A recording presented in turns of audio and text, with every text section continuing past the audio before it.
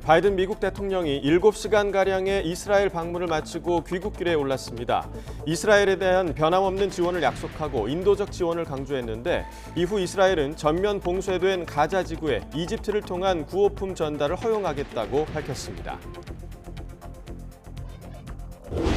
윤석열 대통령이 헌법재판소장 후보자로 이종석 헌법재판관을 지명했습니다.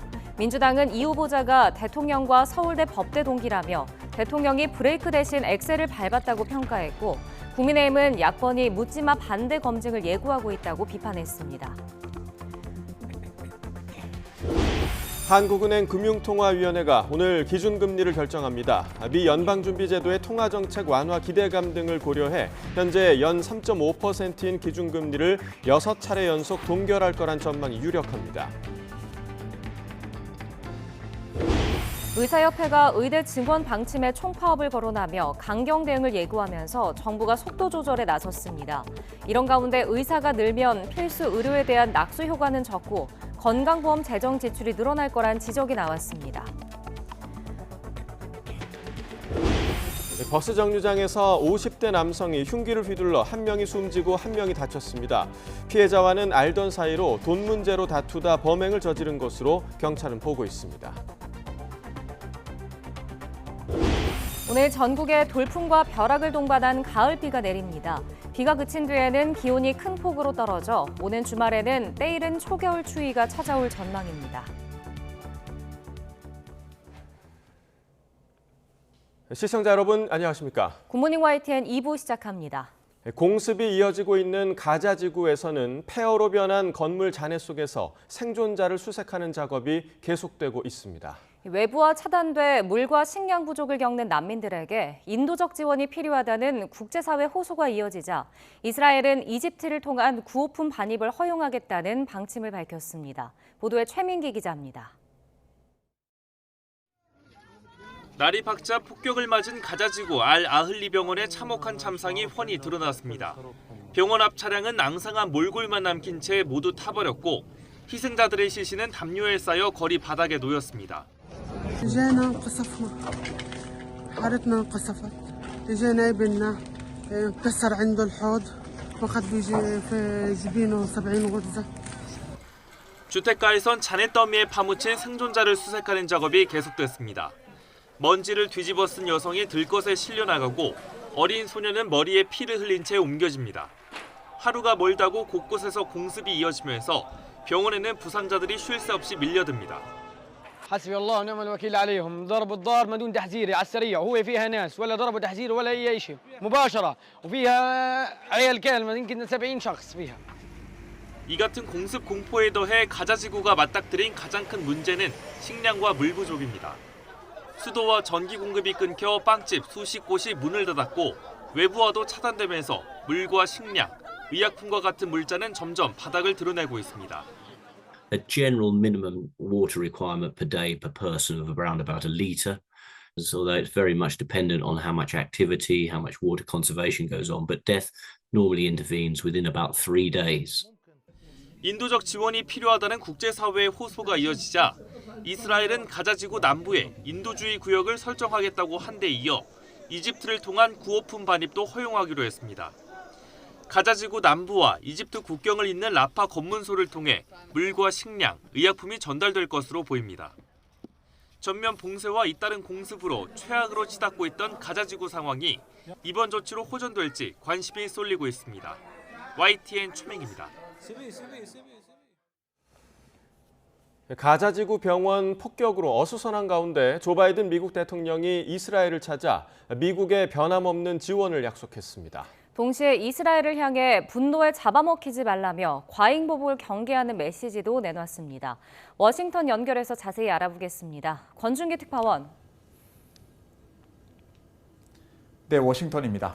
네, 일단 바이든 대통령의 이스라엘 방문은 모두 마무리가 된 거죠? 그렇습니다. 바이든 대통령은 전쟁이 한창인 이스라엘을 7시간 반가량 머물렀습니다. 네타냐후 총리는 바이든 대통령을 활주로에서부터 맞았고 두 사람은 인사와 함께 포옹을 나눴습니다. 바이든 대통령은 이스라엘 전쟁 내각과 회의를 한 데 이어 하마스 공격 당시 살아남은 생존자와 이 구조대원들을 만나서 위로와 격려의 말을 전했습니다. 바이든 대통령 동선에는 삼엄한 경비가 깔렸지만 수도 텔아비브에 머무는 동안 공습 사이렌은 울리지 않았습니다. 네, 전쟁 중인 나라를 미국 대통령이 찾았다. 흔치 않은 일인 것 같은데 그만큼 이스라엘에 대한 지지가 강력하다는 의미겠죠. 그렇습니다. 바이든 대통령이 발표한 성명에서 가장 먼저 그리고 가장 강력하게 내세운 메시지는 이스라엘은 혼자가 아니라는 것이었습니다. 미국의 변함없는 지지를 약속한 겁니다. 직접 들어보시죠. I come to Israel with a single message. You're not alone. You are not alone. As long as the United States stands, and we will stand forever, we'll not let you ever be alone. 바이든 대통령은 전쟁 확산을 경계하는 메시지도 내놨습니다. 특히 가자지구 병원 공습 이후 아랍 국가들의 분노가 커진 가운데 바이든 대통령은 그 누구도 이번 전쟁에 끼어들지 말 것을 경고했습니다. The world will know that Israel is stronger than ever. And my message to any state or any other hostile actor thinking about attacking Israel remains the same as it was a week ago. Don't.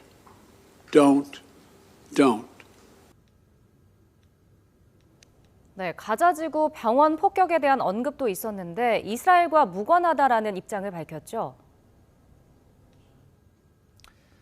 그렇습니다. 바이든 대통령은 이스라엘 방문에서 수차례에 걸쳐서 이 가자지구 병원 폭격에 대한 입장을 밝혔습니다. 처음 네타냐후 총리와 회담 전 모두 발언에서 이스라엘 쪽 소행이 아닌 것 같다 이렇게 말을 했고 하마스 공격 생존자들을 만난 자리에서도 관련 질문을 받고 미국 국방부 데이터를 보면 이스라엘과 무관하다고 설명했습니다. 기자회견에서도 관련 내용을 언급했는데 직접 들어보시죠. Based on the information we've seen to date, it appears the result of an errant rocket fired by a terrorist group in Gaza. The United States unequivocally stands for the protection of civilian life during conflict, and I truly grieve for the families who were killed or wounded by this tragedy. 네, 또 이스라엘에 대한 지지와 동시에 가자지구 민간인 보호에 대해서도 강조를 했죠. 네, 바이든 대통령은 하마스와 대다수 팔레스타인 주민은 무관하다며 가자지구 주민들은 보호받아야 한다고 말했습니다. 특히 이스라엘 정부와 협의해 가자지구에 인도적 지원이 들어갈 수 있도록 하겠다고 밝혔습니다. 또 미국 정부 차원에서 팔레스타인 주민들을 위한 1억 달러 규모의 인도적 지원 방침을 밝히고 이 돈은 팔레스타인 주민 100만 명 이상을 지원할 것이라고 밝혔습니다. 네, 그리고 이스라엘의 과잉 보복에 대해서도 경계하는 메시지를 내놨다고요. 그렇습니다. 바이든 대통령은 이스라엘은 민주국가라며 테러리스트들의 법도가 아닌 이 법치를 따라야 한다고 말했습니다. 특히 미국은 9.11 테러 이후 분노에 휩싸여서 실수를 저질렀지만 이스라엘은 그러지 말아야 한다고 강조했습니다. 그러면서 분노를 느끼되 분노가 집어삼키게 해선 안 된다며 과잉 보복을 경계했습니다. 바이든 대통령의 이 같은 메시지는 팔레스타인과 요르단, 이집트 대통령과의 회담은 무산됐지만 이스라엘과 아랍 세력 사이의 균형점을 찾으려는 노력을 보여주는 것으로 평가됩니다. 하지만 이번 바이든 대통령 방문을 통해 이스라엘의 지상군 투입과 이란 등의 전쟁 개입 가능성을 누그러뜨렸는지에 대해서는 여전히 물음표가 붙을 것으로 보입니다. 출국하는 바이든 대통령에게 미국 기자들은 미국의 참전 가능성을 물었지만 답변은 듣지 못했습니다. 지금까지 워싱턴에서 YTN 권윤기입니다. 네, 북한과 러시아의 무기 거래 정황이 계속 포착되는 가운데 세르게이 라브로프 러시아 외무장관이 북한을 방문했습니다. 우크라이나 전쟁을 계기로 북러가 밀착하면서 한반도 안보 지형에도 위협이 커지고 있습니다. 보도에 신현준 기자입니다. 베이징에서 열린 1대1로 정상 포럼에 참석했던 세르게이 라브로프 러시아 외무장관이 북한을 방문했습니다. 북한 외무성 초청으로 1박 2일 공식 방문한 건데 러시아 외무장관의 방북은 지난 2018년 5월 이후 5년여 만입니다. 지난달 북러 정상회담에서 정상 간 합의에 후속 조치를 논의하기 위한 방문입니다. 이에 따라 라브로프 장관은 최선희 북한 외무상을 만나 푸틴 러시아 대통령의 방북 시기를 조율하고 군사협력을 논의할 것으로 보입니다. 특히 우려되는 점은 최근 러시아와 북한의 무기 거래 정황이 잇따라 포착되고 있다는 점입니다. 미국 워싱턴 포스트는 러시아 선박 두 척이 최근 2달간 북한 나진항과 러시아 두나이항을 최소 5차례 오가면서 컨테이너 수백 개의 탄약을 이송한 것으로 보인다고 보도했습니다. 미 백악관도 북한이 컨테이너 1000여 개 분량의 탄약과 장비를 러시아에 제공했다며 북한을 비난했습니다. 북한은 그 대가로 군사위성이나 전투기 등 고급 군사기술을 넘겨받으려는 것으로 추정됩니다. 정부는 국제사회가 이번 방북을 예의주시하고 있다며 국제규범을 유린하는 행위가 지속되지 않아야 한다고 경고했습니다. 북한과 러시아는 국제사회의 불법적인 행동을 하고 있기 때문에 고립에 처해 있습니다. 그럼에도 두 국가가 협력을 하는 모습을 통해서 일종의 고립에 탈피하고 있다라는 그런 모습을 연출할 필요가 있다고 생각이 되고요. 이번 라브로프 장관의 방북을 계기로 북러 간 군사협력에 속도가 붙을 것이란 우려가 커지는 가운데 한미일 3국은 추가 제재 조치 등을 논의하고 있습니다. YTN 신현주입니다. 국회 산업통상자원 중소벤처기업위원회는 오늘 한국전력과 한국수력원자력, 한전 KDN 등에 대한 국정감사를 진행합니다. 오늘 국감에선 대규모 한전 적자의 책임과 전기요금 인상 문제를 놓고 여야 간의 치열한 공방이 예상됩니다. 준공영방송 YTN의 최대 주주인 한전 KTN의 YTN 지분 매각 절차에 대한 신경전도 펼쳐질 것으로 보입니다. 과학기술정보방송통신위원회에서는 MBC 대주주인 방송문화진흥회를 상대로 국감이 열리는데 현 정부의 방송정책 관련 질의가 이어질 것으로 전망됩니다. 한국은행 금융통화위원회가 오늘 오전 회의를 열어 기준금리를 결정합니다. 오늘 회의에서는 현재 연 3.5%인 기준금리를 6차례 연속 동결할 거란 전망이 유력합니다. 미국 장기 국채금리 상승과 함께 연방준비제도의 통화정책 완화 기대감이 높아진 점을 고려한 분석입니다. 다만 지금의 2%포인트인 한미금리 역전폭으로 인한 자금 유출 가능성을 비롯해 급증한 가계부채는 변수입니다. 또 중동 정세에 따른 국제유가 오름세가 물가 상승을 부추길 수 있습니다. 정기석 국민건강보험공단 이사장이 정부의 의대 정원 확대 방침과 관련해 의사 수가 증가하면 불필요한 검사 등이 늘어나 건강보험 재정 지출이 많아질 거라고 말했습니다. 국회 보건복지위원회 국정감사장에서 나온 발언을 직접 들어보겠습니다. 숫자가 많아지니까 또 각자 벌어먹기 위해서 그만큼 수익을 창출하는 것입니다. 그러니까 나가야 될 건보공단의 주머니는 그보다 훨씬 더 커질 수밖에 없다, 그렇게 봅니다.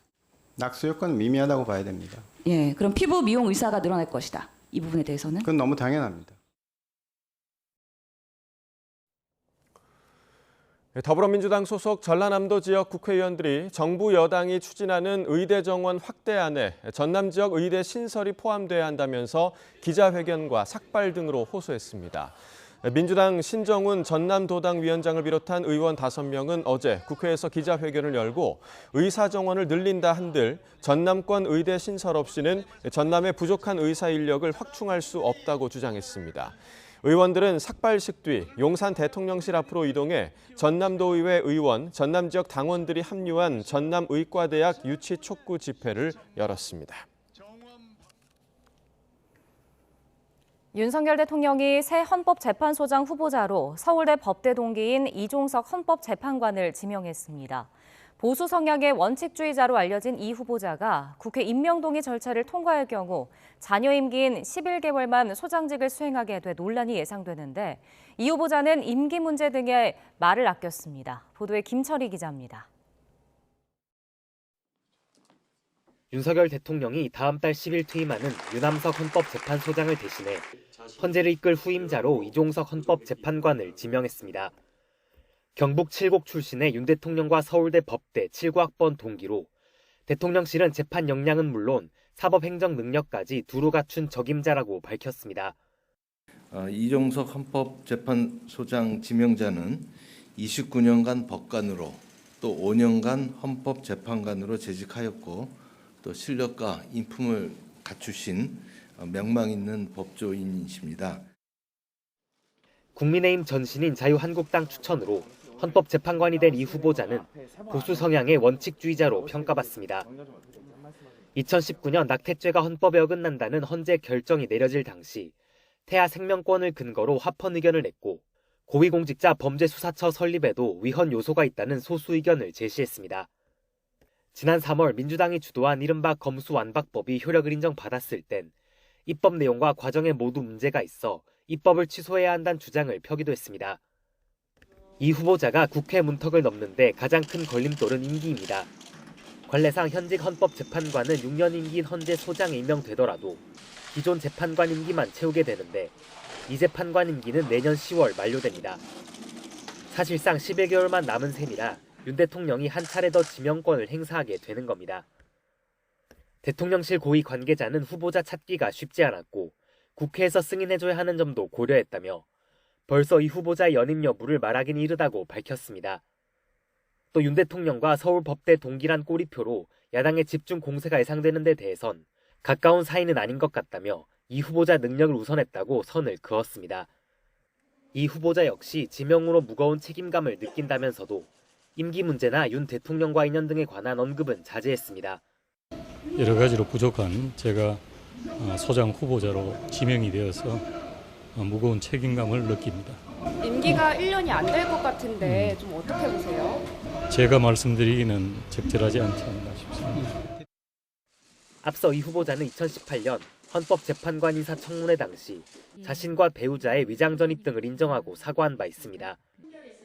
다만 찬성 201표로 국회 인준을 무난하게 통과해 야당이 대법원장 공백에 더해 헌재 소장 임명 부결까지 밀어붙이긴 쉽지 않다는 분석도 나옵니다.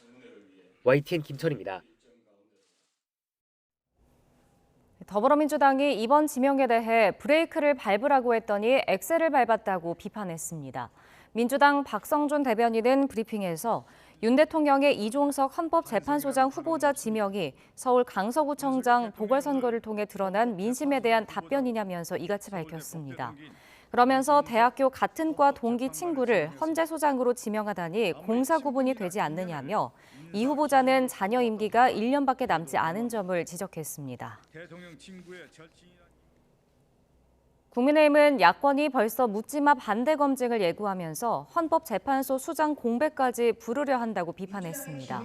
전주의 원내대변인은 어제 논평에서 민주당 몽리로 대법원장 없는 법원이 초래됐다면서 헌법재판소장마저 쇼핑하듯이 취사 선택하면 양대 사법기관 수장 자리가 모두 공석인 초유의 사태가 생길 수 있다며 이같이 말했습니다. 그러면서 헌재소장은 대법원장과 마찬가지로 국회 동의를 거쳐야 대통령 임명이 가능한 만큼 민주당의 협조가 절대적으로 필요하다며 국익과 국민 편익에 중점을 둔 인사검증이 돼야 한다고 촉구했습니다.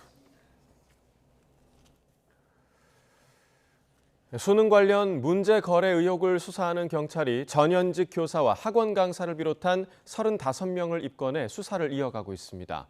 경찰청 국가수사본부는 출제 경험이 있는 현직 교사들이 실제 수능이나 모의평가 문항을 학원이나 강사에게 사전에 유출한 의혹과 관련해서 2명을 입건해 수사하고 있습니다. 또 문항을 판매한 사실을 숨긴 채 최근 3년간 판매된 수험서 집필에 관여한 적이 없다고 서약한 뒤 수능이나 모의평가 출제에 참여한 혐의로 현직 교사 22명을 입건했습니다. 물가 인상을 초래하는 가격 담합 과징금 부과율이 강화됐는데 첫 사례가 나왔습니다. 침대용 스프링 등 강선을 납품하면서 6년에 걸쳐 가격을 담합한 10개 제강사에 대해 공정거래위원회가 과징금 548억 원을 부과했습니다. 이승은 기자가 보도합니다.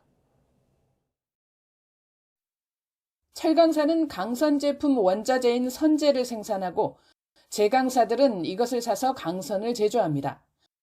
여러 종류의 강선은 침대와 자동차 제조용 스프링, 비닐하우스 활대, 정밀기계, 통신선 등 제조업에 광범위하게 쓰입니다. 원자재 가격의 변동이 있으면 철강사는 분기별로 미리 제강사의 선재 가격 변동을 통지합니다. 10개 제강사들은 이를 기회로 강선 가격을 담합한 것으로 드러났습니다. 2016년 4월부터 5년 10개월간 원자재 가격이 오른 것 이상으로 강선 제품 가격을 올린 겁니다. 특히 침대 스프링은 최대 120%까지 상승했습니다. 공정거래위원회는 이들 제강사에 대해 시정 명령과 함께 과징금 548억 원을 부과하고 6개 제강사는 검찰에 고발하기로 했습니다.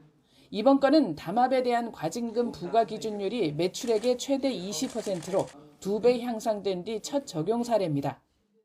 이를 통해서 강선 시장에서 관행처럼 장기간 지속되어 온 담합을 건절하는 한편 원자재 가격 변동에 편성한 가격 담합 등 향후 유사한 법 위반 행위를 예방하는 계기가 마련될 것으로 기대됩니다.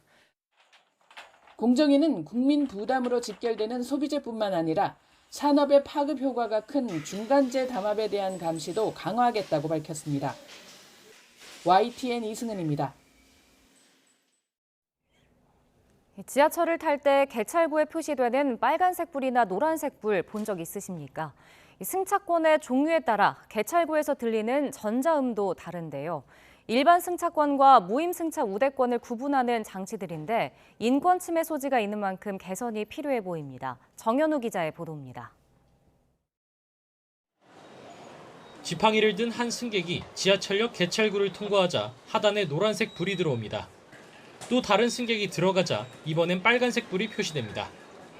모두 무임 승차가 가능한 우대권을 사용한 승객들로 노란색은 장애인, 빨간색은 노인 우대권 사용자를 의미합니다. 일반권을 사용해서 개찰구를 통과할 땐 아무 불이 들어오지 않습니다. 장애인이나 노인 등이 쓰는 우대권과 확연한 차이가 있는 겁니다. 주변에서 이렇게 구분하기가 딱 쉽잖아요. 이 사람은 늙었구나. 대중 속에 휩쓸려서 평등하게 가고 싶으면 그런 구분적인 게 안 나오는 게 좋지 않겠어요? 개찰구 리더기에 우대권을 인식시켰을 때 알림음도 차이가 있습니다. 일반 승차는 삐소리가 한 차례만 울리는데 장애인이나 노인 우대권을 사용하면 2차례 울립니다. 서울 지하철 1호선부터 8호선까지 모두 마찬가지입니다. 민감 정보의 측면도 있겠죠. 뭐 드러내고 싶지 않은 정보. 저 원하지 않는 정보가 이제 드러나는 것은 차별이죠. 게다가 지난 6월부터 승객이 많은 서울역 등 10개 역에선 시범 사업으로 노인 우대권의 경우 별도의 안내 음성까지 나오고 있습니다. 건강하세요. 본인 의사와 무관하게 개인정보가 노출되는 데다 공짜로 탄다는 불편한 시선도 부담일 수밖에 없습니다. 세금 도둑이라 이래 생각할 수도 있잖아요. 그러니까 눈치를 보는 거잖아요. 그런 시간 피하면 좋겠다 그런 생각도 들고 그러다 보니까 위축도 되면서도 우대권 도용, 그러니까 불법 무임승차 단속을 위한 고육지책이란 게 서울교통공사 설명입니다. 하지만 부정승차 적발 건수는 5년 전과 비교해 30%나 늘어나는 등 좀처럼 줄지 않고 있습니다. 실질적인 예방 효과가 있느냐는 비판이 나오는 이유입니다. 개인정보는 자기결정권에 의해서 공개하는 것이 마땅하다고 생각을 합니다. 따라서 권익위는 이 부분에 대한 그 점을 각 부처에게 제도 개선을 권고하는 것이 마땅하다고 생각합니다. 인권 침해와 행정 편의주의적 제도란 비판 속에 대안 마련이 필요해 보입니다. YTN 정윤우입니다. 어젯밤 10시 40분쯤 서울 당산동 지하철 2호선 당산역 앞에서 버스 2대와 택시 1대가 잇따라 부딪히는 사고가 났습니다. 이 사고로 크게 다친 사람은 없었지만 버스 승객과 보행자 등 20명이 다쳐 일부는 병원으로 옮겨졌습니다. 경찰은 앞에 정차 중이던 버스와 택시를 뒤에 있던 버스가 추돌한 것으로 보고 정확한 사고 경위를 조사하고 있습니다. 지난달 전국의 아파트 입주율이 전달 대비 6%포인트 이상 하락한 가운데 수도권과 지방 간 입주율 격차도 벌어졌습니다. 주택산업연구원은 지난 9월 전국의 아파트 입주율이 65.1%로 전달에 비해 6.4%포인트 떨어졌다고 밝혔습니다. 수도권은 81.1%에서 81.5%로 0.4%포인트 상승했지만 5대 광역시는 68.3%에서 63.3%로 또 기타 지역은 70.3%에서 60.3%로 각각 하락하면서 수도권과 비수도권 간 양극화 현상이 나타났습니다. 지난달 외국인 투자자들이 국내 상장 주식을 1조 7천억 원가량 순매도하며 2달 연속 매도세를 이어갔습니다. 금융감독원은 지난 9월 외국인들이 유가증권 시장에서 1조 2,140억 원, 코스닥 시장에서 4,980억 원을 순매도해 모두 1조 7,120억 원을 순매도했다고 밝혔습니다. 이에 따라 지난달 말 기준 외국인의 상장 주식 보유 잔액은 한 달 전보다 15조 3천억 원 줄어든 663조 7천억 원으로 시가총액의 26.7%를 차지합니다. 신범철 국방부 차관이 어제 서울 안보대화 SDD 참석차 방한한 세리자와 키요시 일본 방위심의관과 회담을 했습니다. 양측은 한일 정상이 양국 관계를 더 높은 차원으로 발전시키기로 합의한 만큼 국방당국도 안보 협력 증진을 위해 긴밀히 소통해 나가기로 했습니다. 또 한반도의 엄중한 안보 환경에 대한 인식을 공유하고 다양한 수준에서의 교류 협력을 진전해 나가는 것이 중요하다는 데 의견을 모았습니다.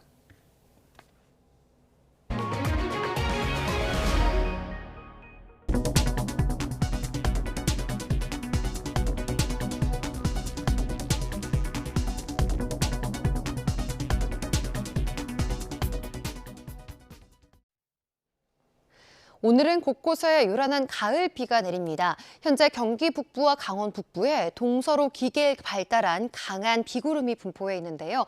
특히 경기도 파주에는 시간당 40mm의 호우가 집중되고 있습니다. 이 비구름이 남하하면서 서울에도 한두 시간 이내에 강한 비가 쏟아질 수 있겠습니다. 출근길 교통안전에 각별히 주의해 주시기 바랍니다. 서울 등 중북부 지방은 정오 무렵부터 비가 소강 상태를 보이겠고 낮 동안 충청 이남에만 산발적인 비가 가끔 내리겠습니다. 하지만 밤부터 다시 서해상에서 비구름이 유입되겠고요. 내일 새벽까지 곳곳에 비가 이어질 전망입니다. 예상되는 비의 양은 5에서 40mm 정도로 많지 않겠습니다. 하지만 돌풍과 벼락이 동반되며 강하게 쏟아질 수 있겠고요. 강원 산간과 경북 북동 산간에는 초속 20m 안팎의 강한 바람까지 불겠습니다. 시설물 관리와 안전사고에 주의해 주시기 바랍니다. 오늘 아침 기온은 어제보다 4에서 10도나 높습니다. 현재 서울 기온은 17도, 부산은 16.7도로 크게 쌀쌀하지 않은데요. 한낮에는 서울 기온 19도, 대구와 광주는 23도로 어제보다 1에서 5도가량 낮겠습니다.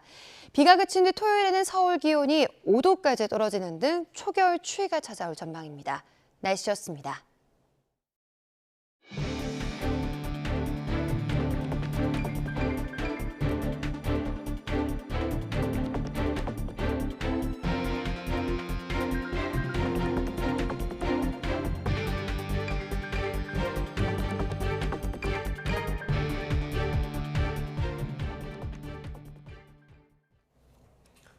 윤석열 대통령이 국민은 늘 무조건 옳다면서 어떠한 비판에도 변명해선 안 된다고 강조했습니다. 윤 대통령은 어제 참모진과의 회의에서 민생 현장으로 더 들어가서 팍팍해진 삶을 세심하고 꼼꼼하게 챙길 것을 당부했다고 김은혜 홍보수석이 전했습니다. 윤 대통령은 이후 김기현 대표와 윤재옥 원내대표, 또 최근 임명된 유이동 정책위의장과 이만희 사무총장 등 국민의힘 당 사역과 상견례를 겸한 오찬을 진행했습니다. 대통령실과 당은 국민의 삶을 더 세심하게 살피고 챙겨야 한다는 데 공감하고 당정 간의 정책 소통을 더 긴밀히 하기로 뜻을 모았습니다. 보궐선거 참패로 일주일째 후폭풍에 휩싸인 국민의힘은 수습책의 첫 단추로 공언한 당 혁신위원회 출범부터 난항을 겪고 있습니다. 다음 주 초 출범을 목표로 하겠다는 구상인데 혁신위의 얼굴인 위원장 인선을 두고 고심이 깊어지는 모습입니다. 보도에 나혜인 기자입니다. 국민의힘 김기현 대표가 2기 지도부 출범과 함께 약속했던 당 혁신위원회 구성이 시작부터 진통을 겪고 있습니다. 쇄신을 총괄할 위원장 자리에 마땅한 인물을 찾지 못했기 때문인데 일단 이번 주 안에 닻을 올리려던 애초 계획은 사실상 이루기 어렵게 됐습니다. 주말까지 인선을 완료해서 월요일에 출범할 수 있도록 하는 것을 목표로 이번 혁신위가 갖고 있는 의미가 막중하기 때문에 더 신중하게 인선 작업을 하고 있다. 전현직 의원보다는 외부 인사 기용에 무게를 두고 경제계나 학계까지 분야를 넓혀 물색하고 있지만 접촉한 적임자들이 고사하면서 인물난을 겪고 있습니다. TK 사무총장 등 2기 지도부 인선을 향한 비판을 잠재워야 하는 상황에서 부담은 갈수록 커지는 모습입니다. 다음 주 월요일에 출범 목표라고 계실 때 좀 어떤 점들을 좀 논의를 하시고 계신지 좀 마무리가 된 말씀드릴 기회가 있을 겁니다. 이틀째 다른 일정을 취소한 채 고심을 이어간 김 대표에겐 공석인 전략기획부총장 인선 역시 남은 숙제입니다. 수도권 현역 의원으로 후보군을 좁히고 있지만 역시 내년 총선 공천 실무를 담당할 요직인 만큼 지도부와 호흡을 잘 맞출 수 있을지 현실적인 고민이 뒤따르고 있습니다. 당 안팎에선 여전히 현실 인식이 아니하다는 비판과 함께 혁신위의 역할도 제한적이지 않겠느냐는 우려의 목소리도 나옵니다. 특히 총선을 앞두고 있는 지도부에서 모든 것을 전권을 부여받은 혁신위는 사실상 존재하기가 어렵거든요. 그렇게 허수아비 혁신위를 세워놓는다면 그 또한 바로 비판을 받지 않을까. 총선 공천 등이 맞물린 시기 사실상 비대위라는 각오로 쇄신을 다짐한 국민의힘 2기 지도부가 혁신위에 어떤 인물을 앞세워 어디까지 권한을 위임할지 당 안팎의 시선이 쏠리고 있습니다. YTN 나인입니다. 국회 정무위원회가 오늘 국민권익위원회 국정감사에 더불어민주당 이재명 대표의 경기도지사 시절 법인카드 유용 의혹을 공익신고한 제보자를 참고인으로 부를 예정이었지만 민주당이 강하게 반발해 무산됐습니다. 공익신고자 조명현 씨는 어제 국민의힘 장해찬 청년최고위원과 함께 국회에서 기자회견을 열고 민주당을 향해 무엇이 두려워 국감 참고인으로 나가는 것을 기필코 뒤엎어 무산시키는 것이냐고 비판했습니다. 직접 들어보겠습니다. 이재명 대표님이 이루고자 하는 세상은 도대체 어떤 세상입니까? 국민의 피와 땀이 묻어있는 혈세를 죄책감 없이 자신의 돈인 것처럼 사적으로 이용하고 절대 권력자로서 국민의 세금으로 공무를 수행하게 되어 있는 공무원을 하인처럼 보내보니 국민의 고충을 헤아리며 어루만져주고 민생을 생각하는 정치인이라 할 수 있겠습니까? 무엇이 두려워 제가 국정감사 참고인으로 나가는 것을 기필코 뒤엎어 무산시키는 것입니까? 이에 더불어민주당은 민주당의 방해로 국정감사에 출석하지 못하게 됐다는 여당 측의 주장과 관련해 사실이 아니라고 반박했습니다. 민주당 정무위원들은 어제 성명을 내고 조 씨 참고인 채택 무산은 민주당의 일방적이고 독단적인 강압에 따른 것이 아니라 정당한 문제 제기와 여야 간의 충분한 토론을 통해 이루어진 것이라며 이같이 밝혔습니다. 또 앞서 협상 과정에서 국민의힘이 조 씨를 권익위 업무 처리 미흡에 따른 피해 호소인이라면서 신문 요지를 감춰 제출했다가 뒤늦게 실체가 알려졌다고 설명했습니다.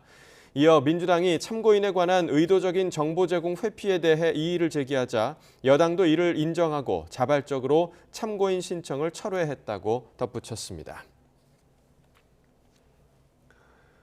정부의 방침에 따라 한전 KDN과 마사회가 자신들이 보유한 YTN 지분의 공동 매각에 나섰는데 이 과정에서 이해 충돌 우려가 제기됐던 것으로 드러났습니다. 특히 한전 KDN은 법률 자문을 통해 이런 문제 제기를 알았는데 경영진에게 배임 책임을 물을 수 있다는 주장까지 나왔습니다. 보도에 박기환 기자입니다. 한전 KDN은 정부의 YTN 공기업 지분 매각 방침에 따라 지난 1월 매각 주관사 선정에 착수했습니다. 입찰 참여 조건을 내걸었는데 핵심은 이른바 이해충돌 방지 조항. YTN 지분을 가진 다른 회사의 자문에 응하려면 사전에 한전 KDN의 허락을 받도록 한 겁니다. YTN 지분을 매각해야 하는 또 다른 공기업 마사회를 의식한 조치로도 보입니다. 3일 회계법인은 이를 지키는 조건으로 지난 3월 매각 주관사로 낙점됐습니다. 하지만 그 약속은 불과 2달 뒤 깨졌습니다. 마사회의 YTN 지분 매각 주관사 입찰에 뛰어들면서 한전 KDN의 사전 동의를 구하지 않은 겁니다. 사람에서 KDN과 사전에 서면 동의나 이런 것 없이 마사회장이 진행한 거 아니냐라는 게 좀 돼버리는 거잖아요. 이게 개별 캠이냐라고 물어보시는 거니까 그 질문하시는 부분에 있어서의 제안 요청서 서면 동의 범위하고 지금 실무부에서 생각했던 것보다 다를 수 있는 내용이라. 결국 한전 KDN과 마사회의 지분 매각 작업을 모두 맡게 된 3일 회계법인. 어찌된 일인지 두 회사의 YTN 지분을 따로 매각하는 방법 대신 함께 묶어 파는 통매각을 선택합니다. 이렇게 되면 최대 주주인 한전 KDN의 경영권 프리미엄이 제값을 받기 어려울 수도 있습니다. 한전 KDN은 이런 사실을 몰랐을까? YTN이 확보한 내부 자료를 보면 한전 KDN은 마사회와 통매각을 추진하면서 두 회사가 따로 계약한 3일 회계법인을 공동 주관사로 두는 게 괜찮은지 법무법인에 자문을 의뢰했습니다. 이에 대해 법무법인 측은 한전 KDN과 마사회 간 이해 충돌의 소지가 있는 매각 절차와 매각 대금 배분 기준 등의 업무를 수행하게 해서는 안 된다고 답했습니다. YTN 지분율이 다른 두 고객사의 매각 이익을 동시에 극대화하는 건 사실상 불가능하기 때문입니다.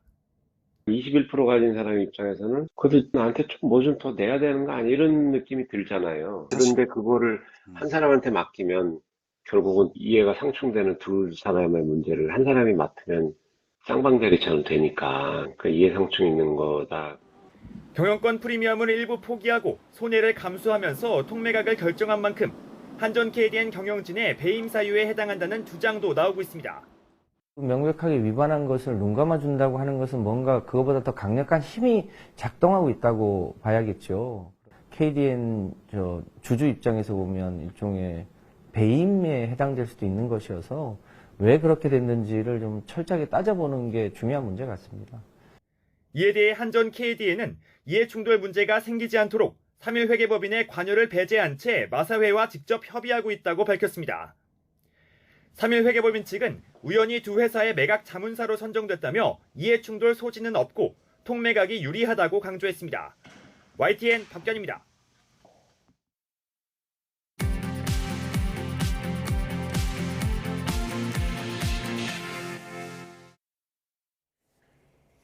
이 시각 세계는입니다. 가자지구 알-아흘리 병원에 미사일을 발사한 것으로 의심받은 이스라엘이 자국군이 한 일이 아니라며 구체적인 증거를 제시했습니다. 공개된 하마스 대원 간 대화 녹음에는 이슬람 무장단체 지하드의 오발이었다는 내용이 담겼습니다. 하마스는 이스라엘군 소행이라는 기존 주장을 되풀이했습니다. 황보연 기자입니다. 포탄이 떨어지면서 순식간에 아수라장으로 변한 가자지구 알-아흘리 병원. 가자지구 보건부는 이스라엘이 이 병원을 공격해 470여 명이 숨졌다고 주장했습니다. ليقول لمدير المستشفى لقد تم تحذيركم بالأمس بقذيفتين فلماذا لم تخلوا المستشفى حتى هذه اللحظة. 이스라엘은 병원 상공에서 촬영된 영상과 사진을 들이대며 자신들은 무관하다고 반박했습니다. 이스라엘군이 공습했다면 구덩이나 건물에 구조적 손상이 있어야 하는데 그런 흔적이 없다는 겁니다. The walls stay intact, no craters. These are the characterized that shows that not an aerial munition that have hit the parking lot. 이스라엘은 또 다른 이슬람 무장단체 지하드의 오폭 때문에 참사가 났다면서 당시 하마스 대원 간 대화 녹음을 증거로 공개했습니다. بس بقول لك أول مرة بنشوف الصاروخ زي هيك والشظايا هذه فهم بيقولوا تعاون الجهاد الإسلامي. من عندنا هذا شكله من عندنا. 지하드가 벌인 일로 판단하는 근거와 구체적인 발사 장소에 대한 언급도 담겼습니다. بيحكوا إن الشظايا تبعت الصاروخ إنه شظايا محلية مش زي شظايا إيش ده بتلاقيهم طالعين من المقبرة اللي ورا المستشفى المعمداني دب اللي هو فسا ونزل عندهم. 이스라엘을 직접 찾은 바이든 미국 대통령도 이스라엘 주장에 힘을 실었습니다. Based on the information we've seen to date, it appears the result of an errant rocket fired by a terrorist group in Gaza. 미국 뉴욕 타임스는 이를 뒷받침할 적외선 위성 데이터 등 여러 가지 첩보를 미국 정부가 입수했다고 보도했습니다. 반면 하마스는 이번 병원 참사가 이스라엘군 소행이라는 기존 주장을 굽히지 않았습니다. 그러면서 이스라엘군이 병원 공격에 관여했다는 증거를 국제기구에 제시할 것이라고 밝혔습니다. YTN 황보현입니다. 이스라엘을 방문한 조 바이든 미국 대통령은 가자지구 병원 폭발에 대해 가자지구 내 테러리스트 그룹이 잘못 발사한 로켓의 결과로 보인다고 말했습니다. 바이든 대통령은 베냐민 네타냐후 총리 등 이스라엘 전시 내각과 만난 뒤 기자회견에서 무고한 팔레스타인 생명이 희생된 데 애도한다며 이같이 밝혔습니다. 가자지구 알-아흘리 병원 폭발과 관련해 이스라엘은 자신들과 무관한 일이라고 밝혔지만 아랍 전역에서 이스라엘을 규탄하는 시위가 잇따랐습니다. 레바논 베이루트 외곽 미국 대사관 앞에서는 수백 명의 시위대가 미국과 이스라엘의 죽음을 이라는 구호를 외치며 돌을 던지고 인근 건물에 불을 질렀습니다. 베이루트 주재 프랑스 대사관에도 수백 명이 모여 헤즈볼라 깃발을 들고 정문을 향해 돌을 던졌습니다. 시진핑 중국 국가주석과 푸틴 러시아 대통령이 베이징에서 정상회담을 갖고 이스라엘과 팔레스타인 무장정파 하마스 간 전쟁 등에 대해 논의하고 공감대를 형성했습니다. 푸틴 대통령은 정상회담 후 기자들과 만나 경제, 금융, 정치, 국제 분야에서의 협력 등 양국 간 많은 의제에 관해 논의했다고 설명했습니다. 페이스북 모 회사 메타 플랫폼이 이스라엘과 하마스의 분쟁과 관련한 게시물의 댓글을 일시 제한했습니다. 메타는 현지 시각 18일 특정적 이용자의 페이스북 공개 게시물에 댓글을 달 수 있는 범위 설정을 친구와 팔로워로만 한정할 것이라고 밝혔습니다. 이 같은 조치는 이스라엘과 하마스 간 분쟁으로 가짜뉴스와 함께 폭력적인 댓글이 급증한 데 따른 것입니다. 지금까지 이 시각 세계는이었습니다.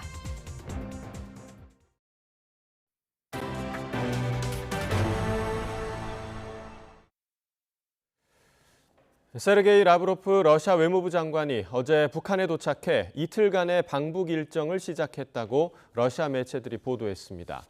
라브로프 장관은 어제 중국 베이징에서 열린 1대1로 정상 포럼과 중러 정상회담 관련 일정을 마치고 북한으로 이동했습니다. 그는 최선희 북한 외무상과 회담하며 블라디미르 푸틴 대통령의 북한 답방과 군사협력 방안 등을 논의할 것으로 예상됩니다. 신원식 국방부 장관이 서울 안보대화에서 북한의 비핵화를 위해 다자 협의체를 통한 세계 각국의 협력이 중요하다고 강조했습니다. 이러한 가운데 한미일 3국은 오는 22일 한반도 인근 상공에서 첫 연합 공중훈련을 펼칩니다. 임성재 기자가 보도합니다. 고위급 다자회의체 서울 안보대화가 자유평화 번영을 향한 협력과 연대란 주제로 막을 올렸습니다. 신원식 국방부 장관은 북한의 고도화된 핵미사일 능력은 한반도를 넘어 전 세계의 안보를 위협하고 있다는 점을 분명히 했습니다. 그러면서 북한의 불법적인 핵 개발을 단념시키기 위한 해법으로 다자협의체를 통한 세계 각국의 협력을 꼽았습니다. 북한이 핵 개발을 통해 얻을 수 있는 이익은 없으며 국제사회에서 고립될 뿐임을 각인시켜야 합니다. 조태용 대통령실 국가안보실장도 가치를 공유하는 국가들과의 연대와 협력을 강조했습니다. 앞으로도 우리 정부는 북한의 완전한 비핵화를 위해 한미동맹에 기반한 강력한 억제와 함께 가치를 공유하는 국가들과의 연대와 협력을 바탕으로 원칙 있는 남북관계를 지향해 나갈 것입니다. 이 같은 기조 속의 안보대화를 계기로 한일 차관회담이 1년 만에 열려 안보협력 증진을 위해 긴밀히 소통해 나가기로 뜻을 모았습니다. 이런 가운데 한미일은 오는 22일 한반도 인근 상공에서 연합 공중훈련을 펼칩니다. 한미, 미일 각각이 아닌 3국 공군이 한반도 인근에서 공중훈련을 하는 건 이번이 처음입니다. 훈련엔 이번 주 국내 공군기지에 처음으로 착륙한 미국 전략폭격기 B-52가 참여하는 것으로 알려졌습니다. 한미일 전투기가 B-52를 호위하는 방식으로 군사정찰 위성 3차 발사 등 안보 위협을 높이는 북한에 대한 강력한 경고 메시지가 될 것으로 보입니다. YTN 임성재입니다. 인천 지역 화폐인 이음카드 운영 대행사가 2만 명이 넘는 사용자들에게 캐시백을 과다 지급했다가 환수했습니다.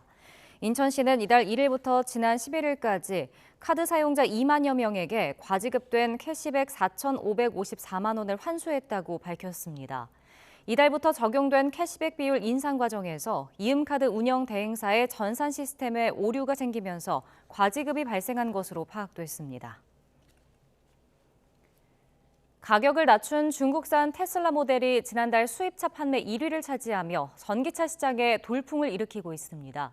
고속 성장하던 전기차 시장이 주춤한 가운데 테슬라 흥행까지 겹치면서 국내 업체들은 목표량 달성에 비상이 걸렸습니다. 양희력 기자가 보도합니다.